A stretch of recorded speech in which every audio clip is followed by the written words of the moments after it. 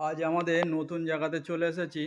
এখানে আগে আমাদের ফল সিলিংয়ের কাজ চলছিল, কাজ শেষ হয়ে গেছে। তো এখানে আমাদের এখন ওয়ার্ড্রোপের কাজ চালু হয়ে গেছে।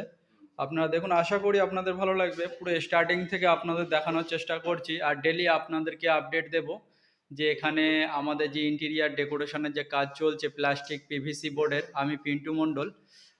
দেখুন, আশা করি আপনাদের ভালো লাগবে। টোটাল ভিডিওটা আপনাদেরকে দেখাতে থাকবো প্রত্যেক দিন ছোট ছোট ক্লিপস করে।